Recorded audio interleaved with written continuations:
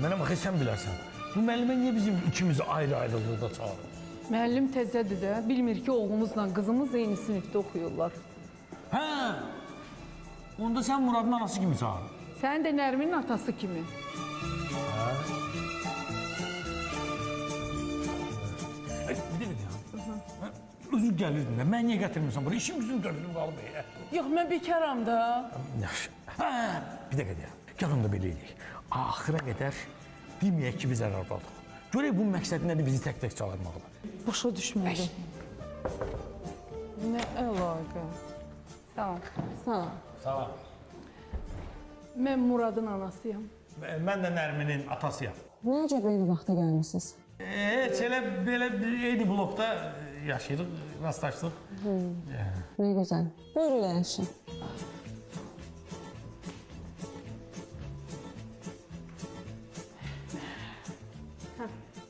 Başlayaq Nərmindən. Əyləşin, əyləşin. Ayın 13-də Nərmin məktəbin tibb məntəqəsinə daxil olaraq Məsmə həkimlə sözləşmə eləyib. Necə bazarlıq eləyibsə, Məsmə həkim düşüb onun hipnozuna.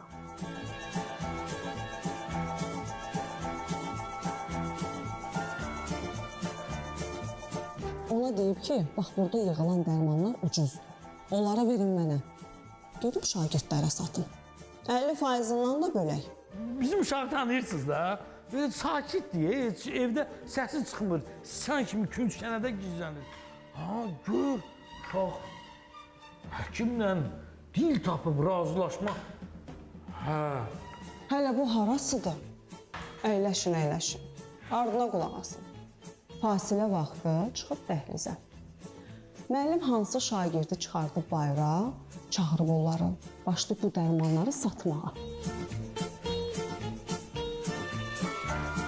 Özü də hardansa bəzəkli qutular tapıb. Bu ucuz dərmanları o qutunun içinə salıb. Hə? Firma dərmanı adı ilə satıb. Mən onun özündən soruşdum. Deyir ki, mənim anam həkimdir. Düz deyir.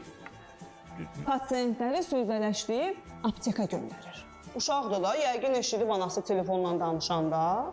O da baxıb ibrət götürüb. Anasına deyərsiniz ki, ayıb olsun ona. Bir üzü qızarsın. Heç onun anasında utanan üz var.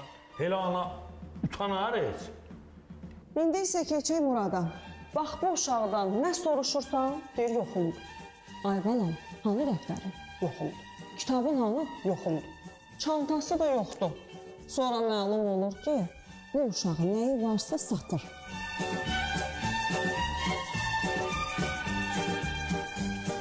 Deyəsən, onun atası maşın bazarında alverçidir. Hə, atası maşın satır. O gün də görürəm ki, çantasını satmaq istəyir. Başqa şagird də almaq istəmir. Götürüb gizlincə çantanın içinə çörək qoyub. Andaman eləyir ki, bu elə belə çanta deyil ha. Çörəkli çantadır.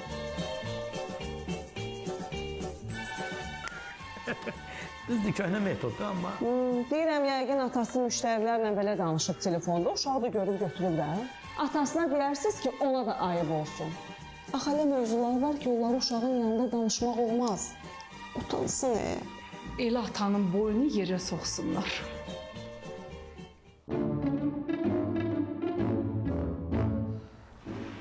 Çörəkli çanta dandını mən 100 il bundan qabaq eləmişəm. Qələmi satanda nə dedin? Dedim ki, müəllim qələmidir. Yeriyə deyim, mən də dedim bu böyüyəndə maşın alverçisi olacaq. Təzə antlar çıxıb, onları örgən.